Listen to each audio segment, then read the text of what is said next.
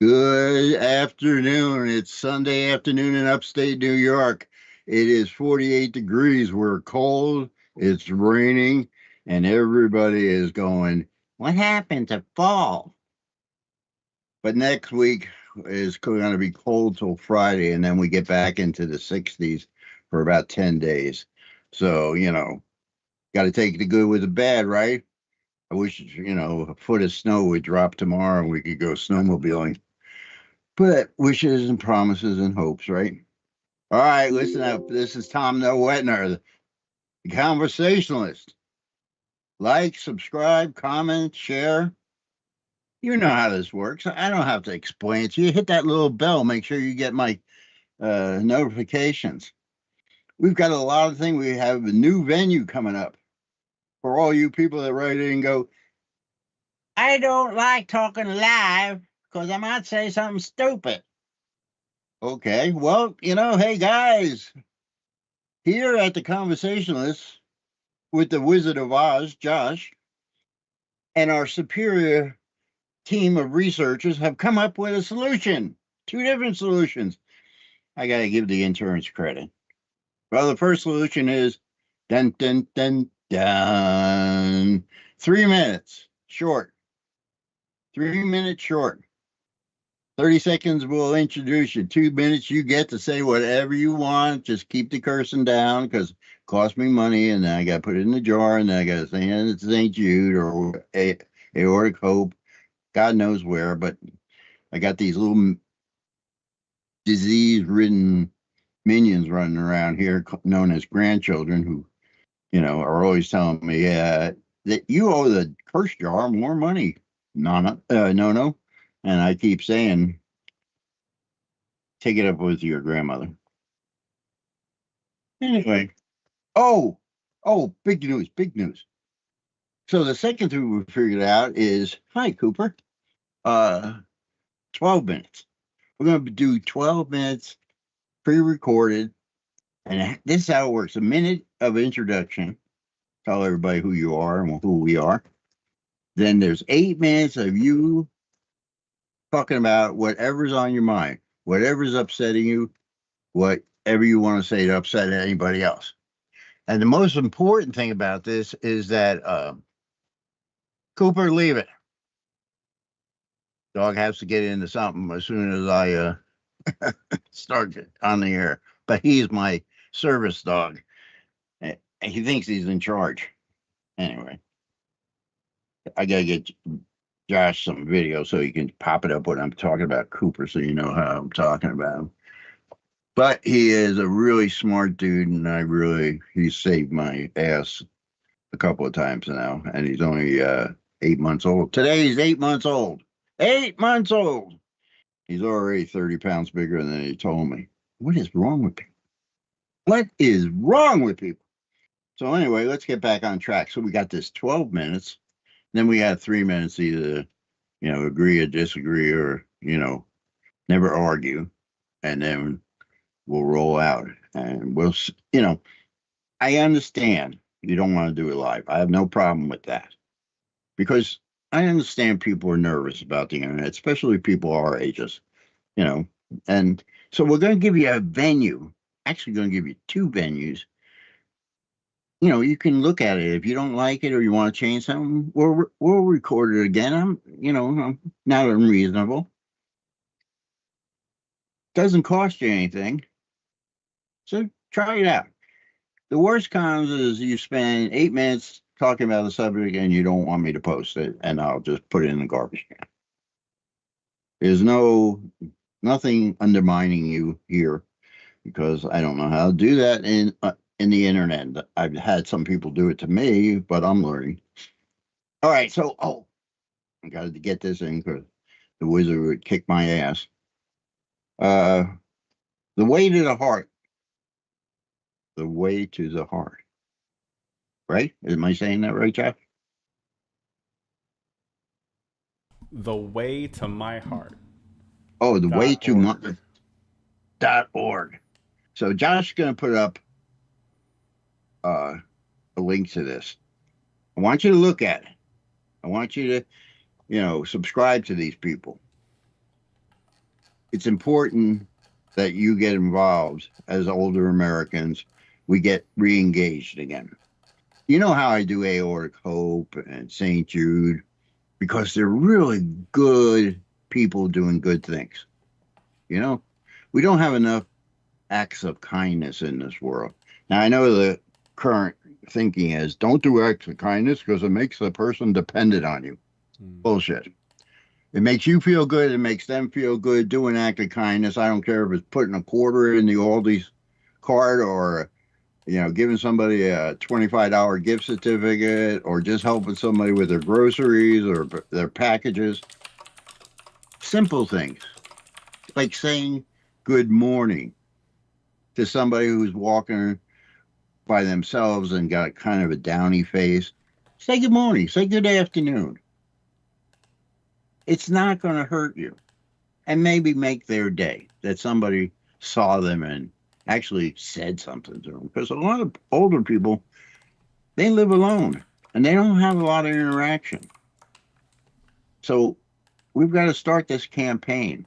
And I don't mean just for older people. You see somebody struggling with their kids and packages, hold the door for them, offer to carry the packages, whatever you can do. Because there's a lot of moms out there who have kids and shopping and dry cleaning to pick up and they get overwhelmed too. If there's somebody with road rage in the parking lot, stop. Pull in the space. Let them go. Give them that act of kindness, even though they'll never know it. Let them out. Let them do whatever they have to need. Get into a parking space and then you leave. But don't get into a confrontation just over stupid cars and parking lots. I mean, today I saw somebody at the hospital. He was ready to go to fists over someone taking up a little bit more of the parking space than he should have. Like he was left or right. I don't know. I don't know what the complaint was, but I just couldn't believe that they're ready to go to Fight City over a parking space. But that's how our world has become. So it's up to us as older guys and older women to kind of teach the younger people that there's a different way. And then there's Rock the Heart. Josh, did I That is say that rock right? from the heart. From the heart. I gotta get down because I have I gotta cross out the and put from the heart. I'm gonna let Josh tell you about this because I just learned about this and I don't really have the depth of knowledge that he does. So he's gonna tell you about that. Okay. So this is another one of my clients. They are Pete and Amy Johnson. Now, Pete was a drummer, and he was diagnosed with a heart valve trouble. I think he had a bicuspid valve, and that led to an aneurysm, and that led to open heart surgery for repair. After that surgery was completed, Amy and Pete went through, they first they had to endure, I think, a few years of the watch and wait period for aneurysmal growth and Right. measuring before they could undergo the surgery. And so every 6 months they were getting scanned. And so Amy stopped planning for anything before after the scans because if the scan comes back with the let's get surgery underway, she didn't want anything in the way of that. So they would kind of just plan up to the scan and then get through the scan and then do some stuff for another 6 months. And they did this for a couple of years. After the surgery was completed, Amy and Pete sat down and they discussed how they wanted to raise awareness for this because when this happened to them, they didn't have anywhere to go. They had nobody to talk to. They just felt like there was a giant missing gap in support for patients, so forth. And so they liked the idea of having um, a symposium where they could bring together survivors to tell their stories and possibly some doctors to share some of the next knowledge coming down the pipeline, and so on and so forth. And so, day one of their symposium is exactly that. They're at the end of the day, they have a dinner, and they allow for doctors and other medical professionals to get word directly back from patients. And for some of us that are kind of new to these communities, doctors don't typically know a lot about the aortic disease, right? And I say a lot, but they can save your life if they know about it. They can monitor you if they know about it, but it's the kind of thing that you don't know you have without imaging. And so, they want to help raise the awareness of, if you're this age and you've done these things in your past, go ahead and get a scan, just to have an idea. If you have unexplained deaths in your family and they're saying that it's heart related, but you never did an autopsy, it's probably in your best interest to get a scan and make sure that your aorta is still doing fine. And so the second day of their symposium is a rock concert. And they've had one of their favorite bands was Night Ranger. That was the first band that they brought out. Um, I'm gonna ruin this. There's Rick Springfield. That's one of Karen Anderson over at Aortic Hopes. That's one of her favorite acts, and she's been out to see him a couple of times. They've had Rick Springfield come out, and they announced who's coming out this year in Fargo, and I believe that is the Spin Doctors. Wow. And so in 2 days, they do education, they do relaxation, and then they do some partying and some rock. And they really think that bringing the music into the scene is going to really help with getting people going. And also, I should say this: Pete is, when he was going through his rehab, the doctor was like, I have to make sure you understand what your limitations are going to be. And so he was like, well, this is what I like to do. And he showed him a video of him drumming, and he goes, and that's how I want to be able to do it. And if I can't do it that way, you're going to have to let me know. And so the doctor was like, no, I'm pretty sure we can get you there. So Wonderful. he Wonderful. now started a band called Aortic Fire, and they open for the acts that come out. And once again, this is the thing for aortic dissection people. If you've had something like this happen to you, that doesn't mean your life is over. That means, in a very long healing period, you can get back to something that is close to where you were before. And so they do a really good job. They do a very, very good job. And dun dun dun dun, you can meet me out there because we're in the process of getting tickets and booking flights and getting hotel rooms right now because we don't want to be shut out. So if you show up, not only do you have this wonderful 2-day event, but then you get to see me in That's person. awesome. I might even set up give me your 8 minutes and record a bunch of them, take them back to Josh, dump them in his lap, and see if we can do something with them. But that's another story.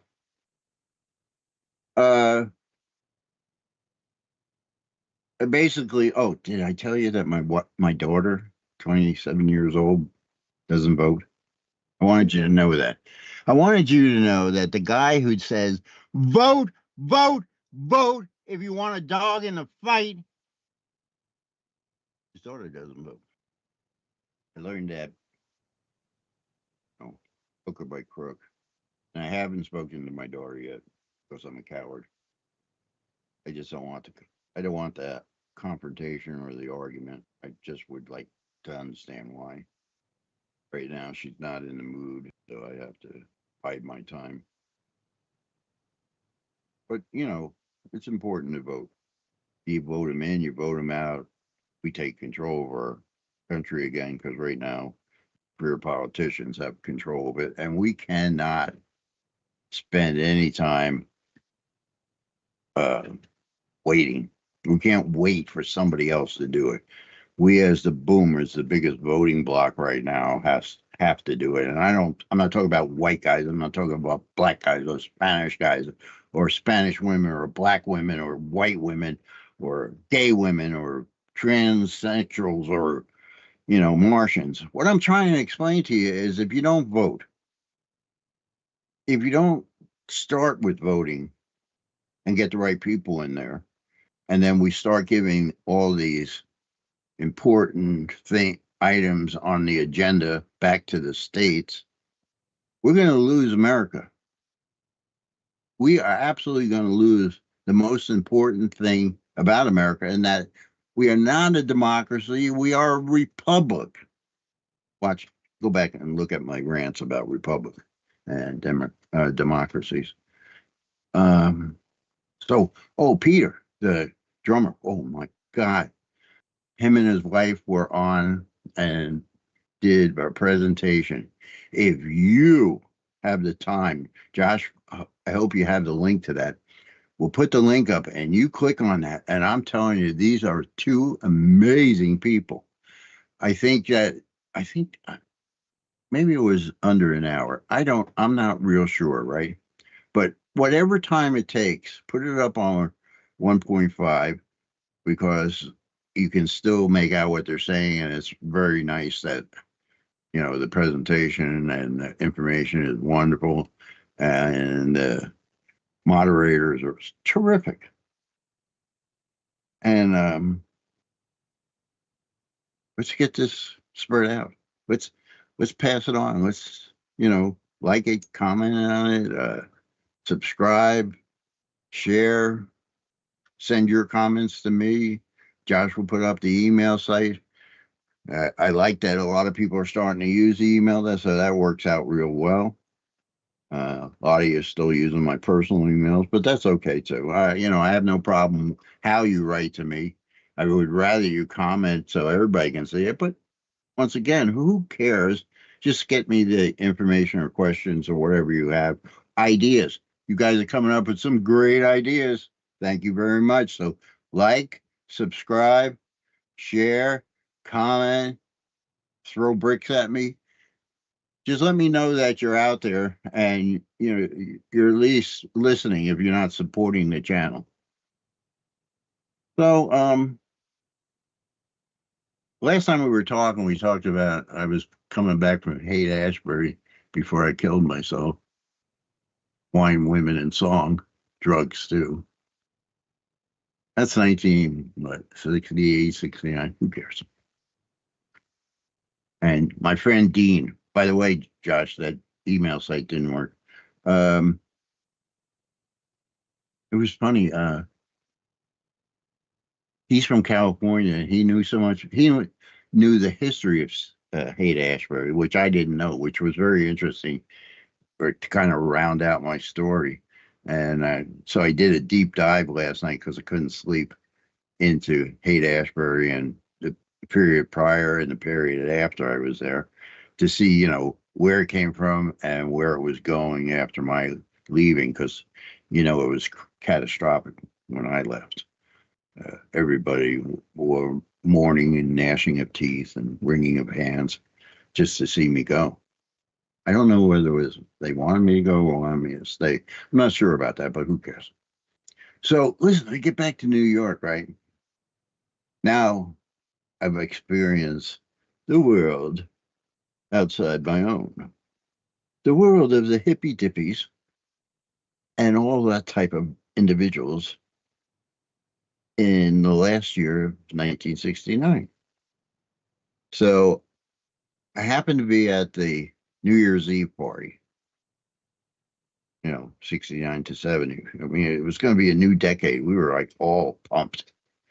And I realized I didn't want to be a soldier for the my friends and family. Just wasn't me. I wasn't that guy. So I decided that I knew the restaurant business, but I didn't want to do that either.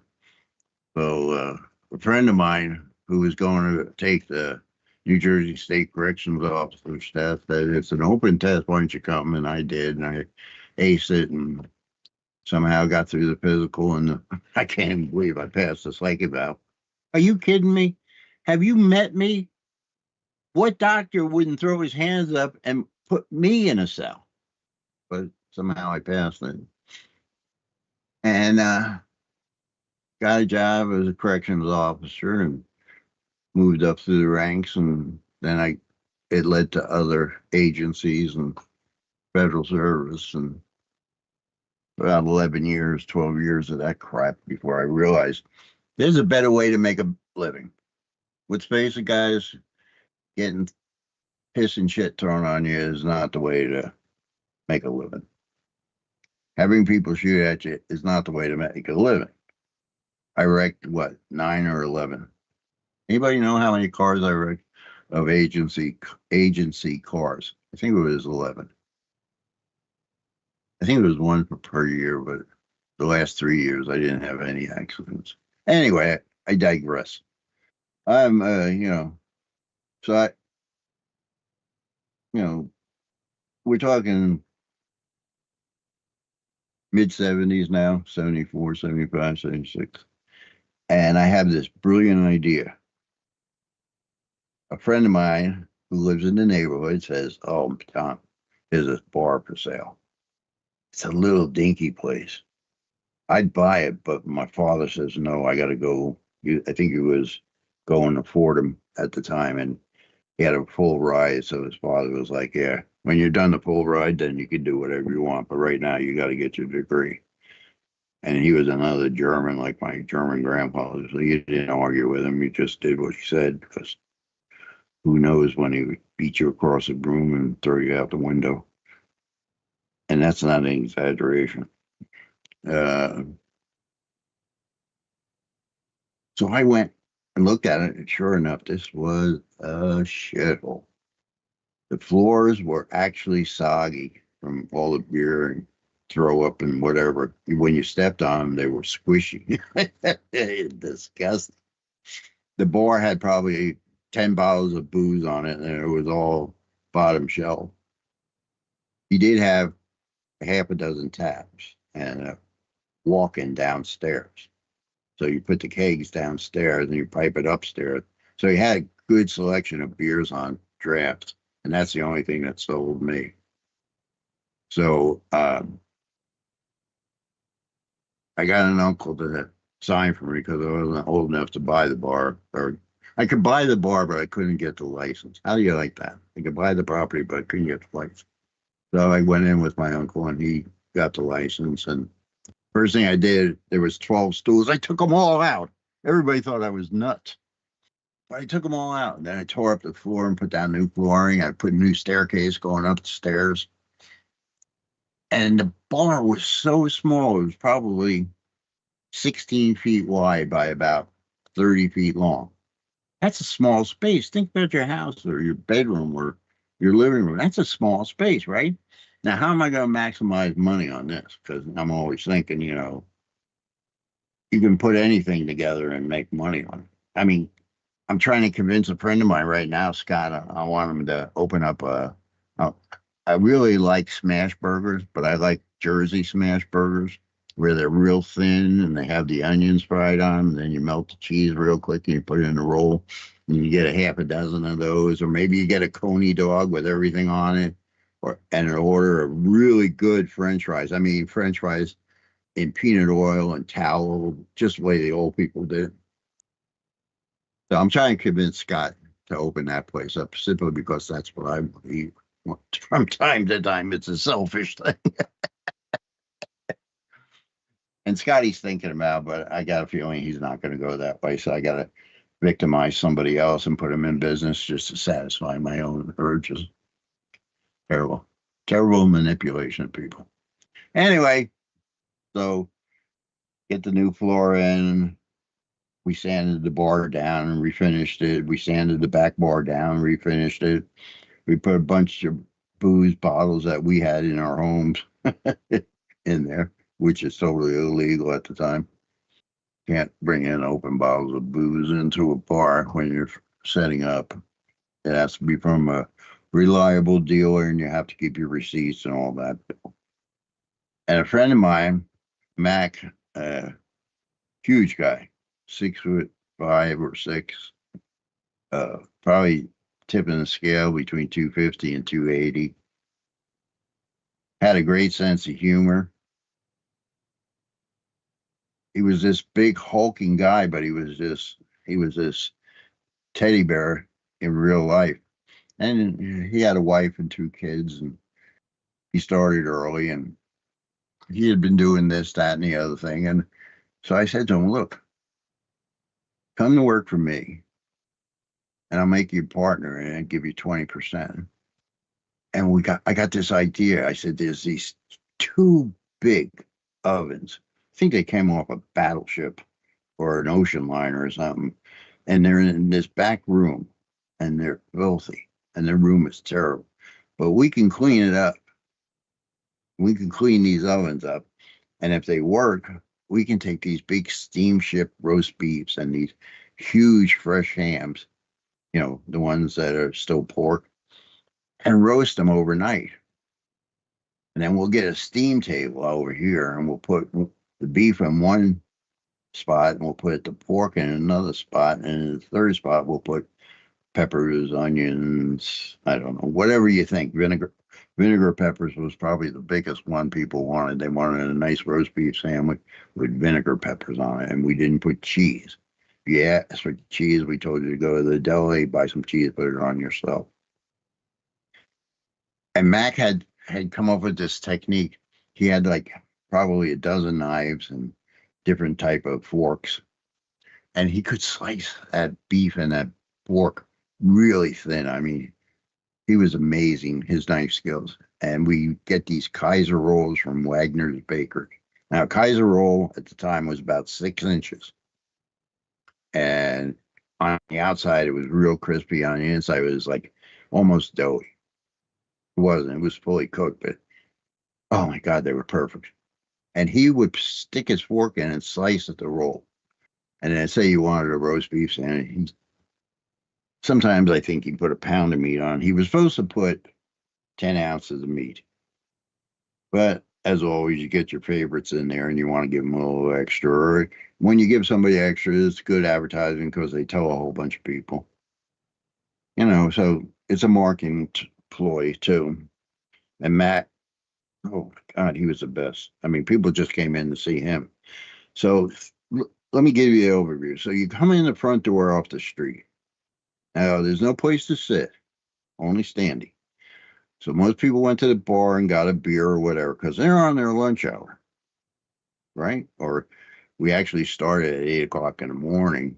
And there was guys drinking beers at 8 o'clock in the morning, but they were coming off their shifts and going home, and they would get the sandwiches and a couple of beers.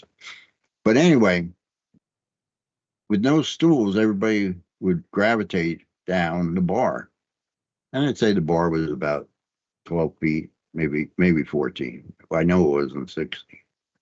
So it was a very small bar, and everybody would gravitate down to the end. Whether you were standing at the bar or you just stand in a place waiting your turn. And Max had a way of knowing everybody's name and face, and he was very good at that. I'm still not good at it. My ability to put faces and names together. I guess because I'm getting older, I'm getting lazy.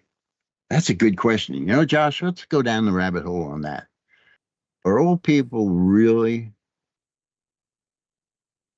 getting weaker in their mind, or are they just lazy? I like that. I don't think that that's the case at all. Anyway, Obviously, there's some question about age and different mental capabilities, but we have in front of us, we see people of different speeds constantly at different at right, those ages, right? right. And so I don't know if it's a genetic. I don't know if it's something that's been passed down from the generations, or in some circles they're calling Alzheimer's type 3 diabetes, and it's just this Hmm. brutal onslaught of sugars that we have in our diets.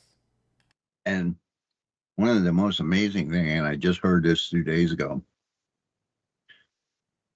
in one of the European countries, they have made major breakthroughs in what they call plaque cleaning or inhibiting.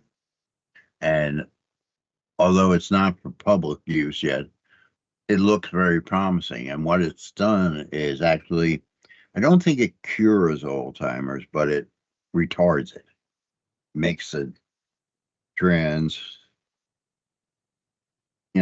getting through the whole Alzheimer experience longer and much easier.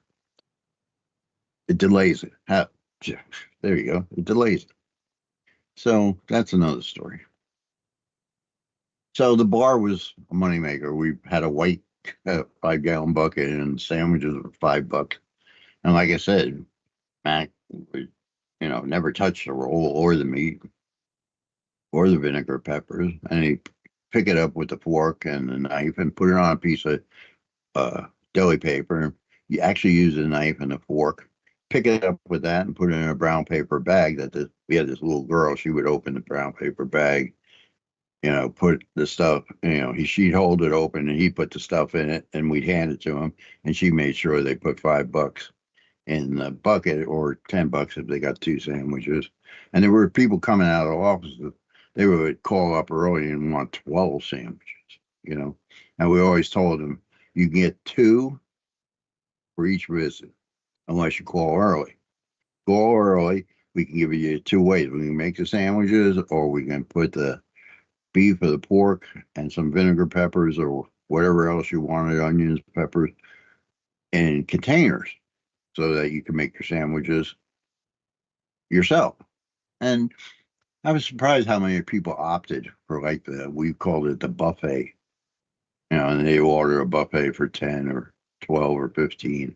I don't think we ever did anything over 15. We had a limit because of the size of the containers we were given. We had bigger potatoes, probably would do bigger, but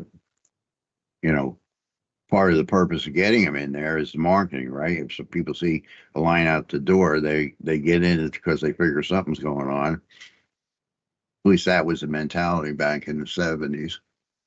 Now people, they whip out their video phone they're recording on their phone. They don't even know what they're recording, but there's a line, so it's a recording. I love those. So I made really good money. In fact, we made excellent money. And back in those days, accounting was a little bit different. To say we were loose and fancy free would be an understatement. But, that's the 70s, and IRS can't come after me for that because it's too long ago. Plus, none of those records have been digitized, right? So, guess what? Sucks to be you guys. So, bought a piece of property and moved my family on it. This was Staten Island. Or was this in Jersey? Get those years mixed up. So, I probably Jersey. Anyway, I've got a job and pretty good benefits and, not much of a salary. But at the time, like from 64 to 84, even 85, the economy was booming. You could make money. All you had to do, I swear to God, it seemed like all you had to do was say something to somebody and you had a job because he knew somebody that needed somebody. Or you were looking for money to invest in a bar or a clothing store or a butcher shop or television stores. Electronics were a big thing. Everybody was investing in those because the new color TVs were coming out. And what do we have? Oh, we had 8-track tapes and cassettes, and it seemed like every 2 years we were changing the mode of recording things. It was the most amazing time. You thought you were literally living in the Jetsons world. And I want everybody to understand, I still have my Jetson car. And in the Jetsons, they said in 2015, because it was set in 2015, we would have Jetson cars. I'm not talking about helicopters. I'm not talking about balloons and drones. I'm talking about the car where you get up, walk in a closet, they dress you, brush your teeth, clean your ears, put your clothes on, you go down the chute, you get your breakfast, you go down another chute, pop in the car, and you don't even say anything to the car. It goes immediately to where you need to be. I want my Jetson car. It's as simple as that. Am I asking too much? Hey, Elon, where's my Jetson car? I know you're working on that car that nobody has to drive, but so far it doesn't look too safe to me. However, I know you'll get there sooner or later because you're a pretty damn smart guy.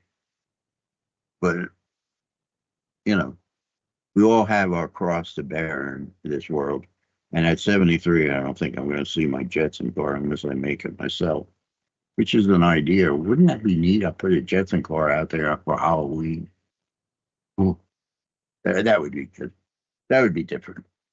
Anyway, as always, I want you to like, subscribe, share, comment on Tom the Wetner, the conversationalist.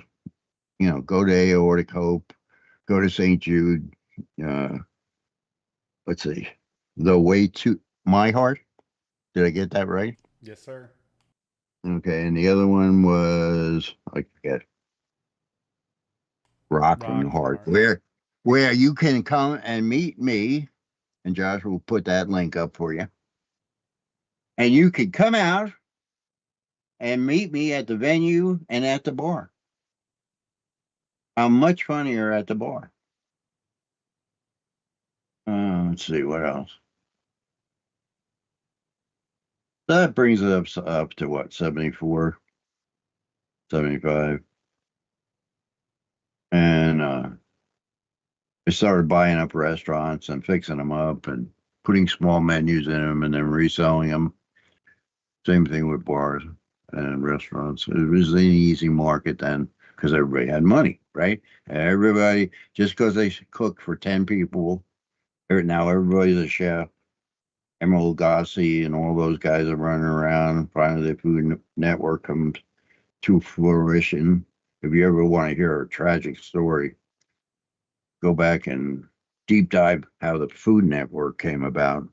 They walked over so many people in the beginning. But anyway, off on another subject, is definitely another story I could tell about the growth of being a chef from the 70s to the 80s to the 90s. We actually took a job that you could support your family on and made it into a 30,000 a year slave labor because as soon as the Food Network opened up, everybody wanted to be a chef, and then every educational component put in a culinary arts program. So we flooded the market with all these quote unquote chefs who couldn't run a commercial kitchen if they saved their life. And we warded the market down. So now they make 30,000, 35,000. They don't get a piece of the action because I always made over 100,000 and always took 4% of the gross, not the net, the gross. Because let's face it, without me, you're not making a dime. I don't care how nice your place looks. If the food isn't good, you're not making a dime. So you better pay me. So I got it at both ends as a salary and a percentage of the gross. And that's important that you take the gross and not the net because money goes away real fast. Seems to disappear in some of these bean counter operations. What do I mean about bean counters? This is a bunch of people get together, have no idea. They look for an investor. He comes in, invests, and I tell them, don't change anything for 18 months. Slowly evolve, to your own methodology and your own look and your own menu, but don't do it immediately. And of course, they go in there, and after 6 weeks, they can't stand the temptation, and they change the menu or the look of the place, and they change over the maitre d' and the captains. And we used to have maitre d's, captains, the water butter guy, the busser of the table. You had the guy that brought the water and made sure you had plenty of ice and cleaned the table off. You had a server who had an assistant, it was white tablecloth. Most of my places, other than my bars, but my restaurants were all mostly white tablecloth. Now, can't even find a white tablecloth restaurant hardly anywhere but New York City and San Francisco. And most of the ones in San Francisco, they're closed because they can't afford to stay open because of labor costs. Uh,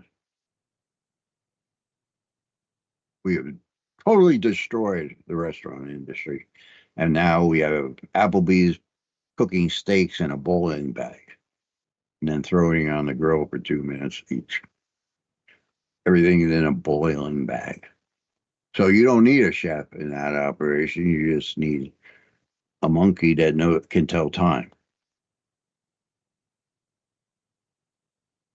But that's another story, and I don't want to go down that today. I want to keep it a lot more fun than that.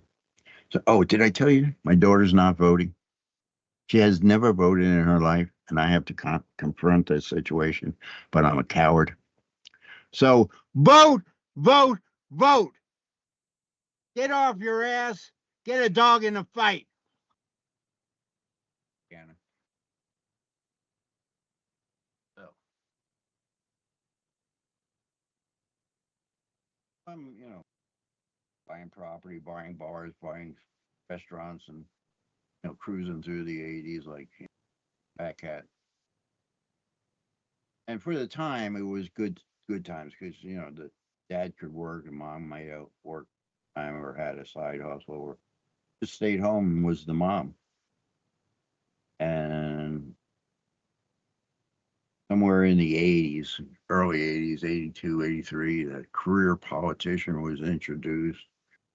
Joe Biden, and they always started out as local candidates, and then they went to state, and then they went into the federal government, like Joe Biden, 42 years in government service, as he says. If you look back in his history, he's got nothing to show for 42 years. Is that terrible? The one thing he lied on his resume, and nobody called him on it. And then my feeling about the three-letter agencies, Rumsfeld telling us trillions of dollars missing from the Pentagon one day, and the next day it's 9/11. So you never even looked into that.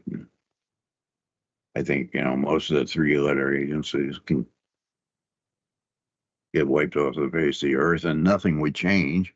And if FBI we could cut like Elon 80% out of their budget, and they still prosecute people, and they still find criminals and terrorists or whatever, because it's just an overloaded, bloated agency where the people who are appointed to the head of it and the bureaucracy right underneath them maintain the need and their own stats to prove the need.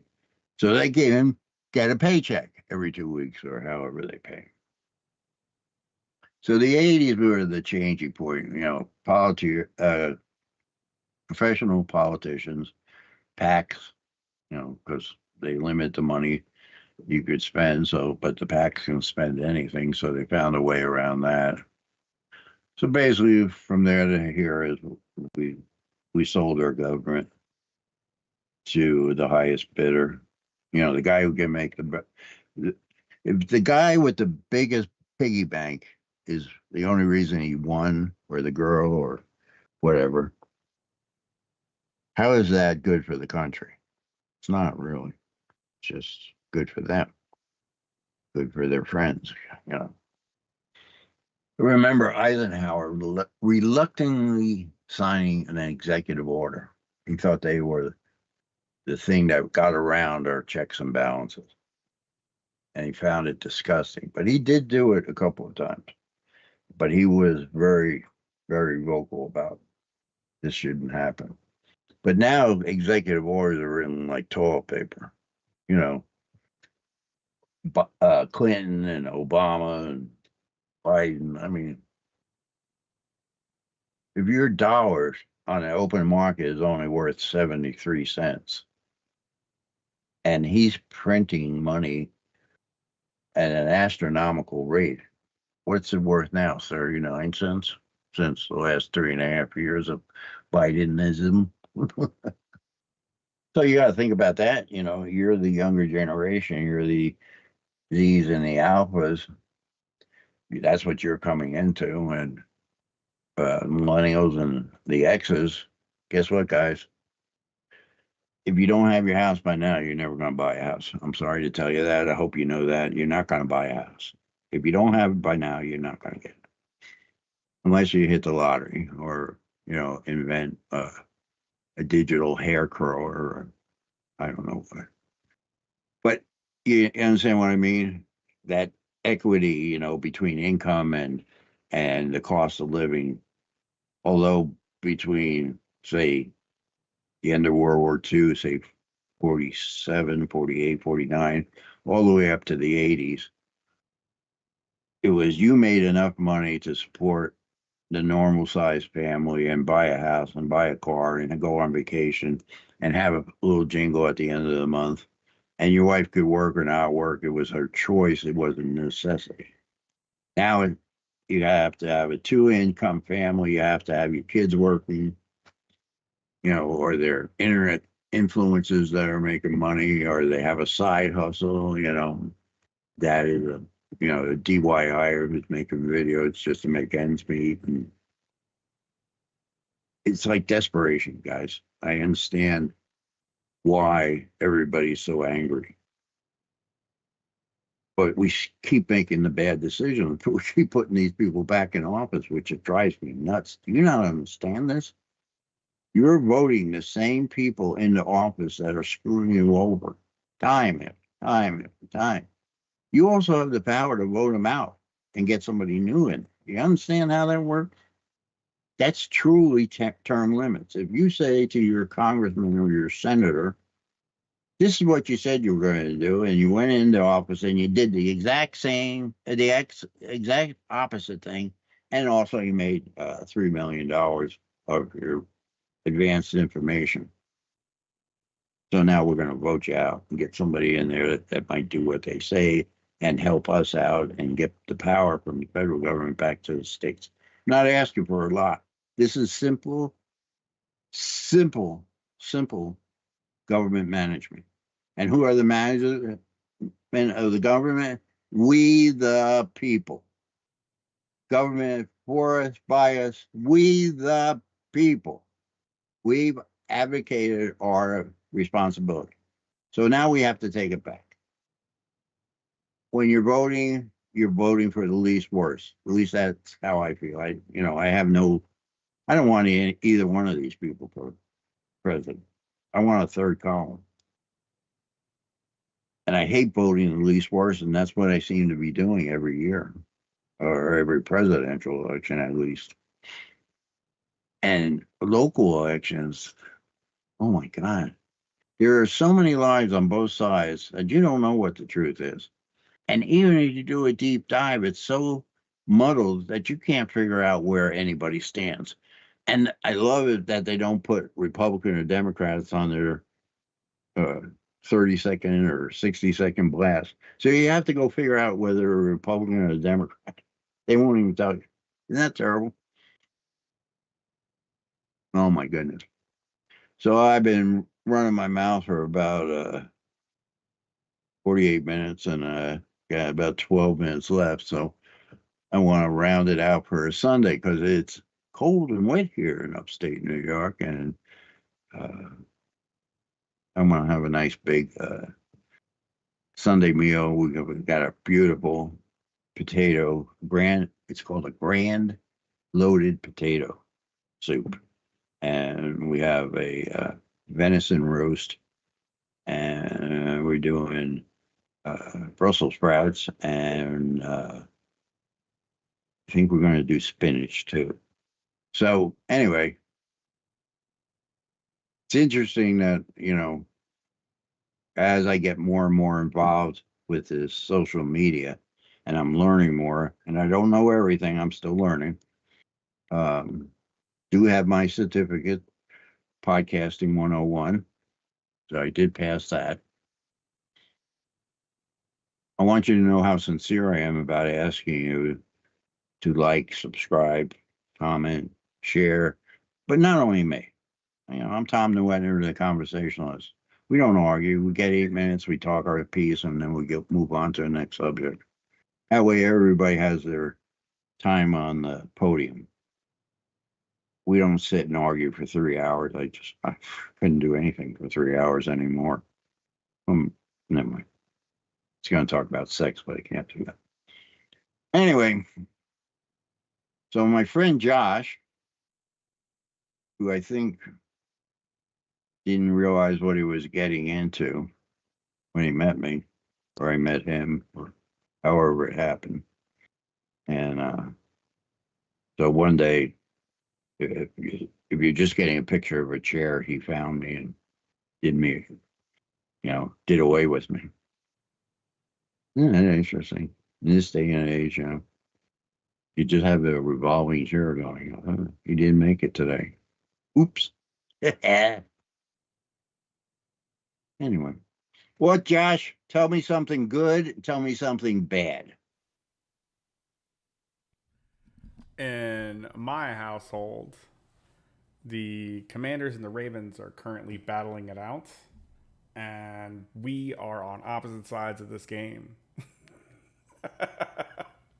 Did I tell you my favorite team, the Mets, are in the playoffs? Did I tell you my second favorite team, the Phillies, are in the playoffs? Did I tell you the Yankees are in the playoffs? Did I tell you that I'm pretty much considered saying, sucks to be everybody else? That's messed up. You know, give us our day in the sun because we don't get many of them anymore. The Yankees aren't who they used to be. The Mets never were, but it's fun to watch and I enjoy them.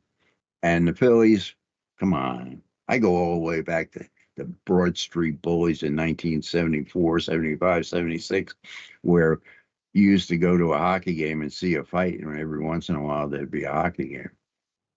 I mean, the Broad Street Bullies, these guys, they lived to fight, not to play hockey. It was wonderful. Anyway, uh, Philly's another good town. At least there was. Now I understand there's a lot of bad about it, but you can still go down there and to the Italian market on South Street. And you go to there's a few Italian places left that you can go to, but it's not like Arthur Avenue in Bronx. That's a place that still has that old world charm, and I like going to. But you can still find that, is what I'm saying. You can find people who still have that old world integrity. You just have to look harder. Go out to the Amish. You want old world integrity? Take 2 or 3 days, go out to Lancaster, Pennsylvania, and see the most honest, direct people you ever met. It's refreshing. I'm on this broadcast. Comment, say something, share it with your friends. Tell me what you want to hear because Sundays is a great day for us. We can talk about anything we want. We can listen to music, watch videos. We can comment on videos. We can do whatever floats your boat. And I'd like some of those suggestions because I want to do what you guys want. Because I'm one person. I have a limited, uh, aspect to the world. And the more people that come in and work with me, the wider that view of the world comes. And that's what we want. We don't want arguments. We don't want confrontation. We definitely don't want people not resolving issues. We want to resolve issues. And how do you resolve issues? By speaking frankly and calmly. You understand? You're not going to win anybody over by screaming at them. So if you can speak for 8 minutes, frankly, calmly, with the minimum amount of curses that cost me money, I want to hear from you. Like, subscribe, comment, share, throw tomatoes at me. I don't care. As long as I get in touch with you. And as Josh says, work the system, work the system, work the system. It's actually pretty annoying. So we contacted a person for voiceovers. You know what that is? That's like that regal voice at the beginning of movies or, intros to things, So we're going to get an intro done in it and obviously an exit done. And then we're going to get this young lady, if she agrees to work with us, we're going to do something like when we are announcing something new, like this new venue, the two new venues, the 3-minute and the 12-minute recorded information. So I'm excited. I'm pumped. I think, didn't realize this was here 2 years ago. Wasn't interested in it 7 months ago. going into our 6th week now, and major launch coming November 1st of all our, Sunday, Monday, Wednesday, Friday, other videos during the week, and whatever we can do to get the word out there that the road you're on is a dead end road. Let's stop. Let's turn around. Let's get the country back to where we need it. And let me give you the old school view. Now that doesn't mean that you have to adopt it, but maybe you can modify it to meet the new world.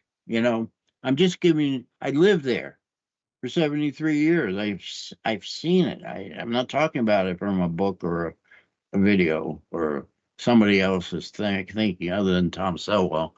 I always repeat him. I plagiarize him to death. Anyway, that's what I want out of this channel. I just want us to come together as wiser individuals, and I'm talking anybody over the age of 50, to help out everybody under the age of 50. Wouldn't it be nice to be the genesis of people being able to afford to live in America? Wouldn't it be great to have a little piece of that, where we straighten our government out and actually make it for the people? I would love that. That we get a small, not a big movement. I'm not talking about Black Lives Matter or, gays for Trump or, the women's movement. I can't do that, but I can do a little thing. And Josh is giving me the finger because he's saying, wrap it up. I hate it when he gives me the finger. He's always doing that. And I can't do anything about it because I'm here and he's there. Oh, well. Josh, thank you very much for opening this door for me and then, supporting me through my journey. Oh, it's my pleasure. Thanks to Aortic Hope, the Hangout, my friend Chef Rob, who actually welcomed me into my first meeting, and it changed my life. So, Rob, thank you. Dean, my friend, I don't know how I'd get week to week without you, because I look forward to talking to you. And Josh gave me an email that didn't work, so I gotta resend you all the I gave pictures. you 2 emails. Neither one of them worked. So I think Josh is, but that's another story. God bless you. I love each and every one of you. I wish all God's blessings for you. If you can help me out, that's would be wonderful. Even if it's a criticism, I love criticism because then I get a chance to change your mind, or you get a chance to increase my knowledge and put me back on the road. So, Tom Nowetner, the conversationalist. Contact me. Contact Josh. Do an act of kindness. I'm going to say goodbye. I hope that you enjoy your Sunday as much as we are. And God bless.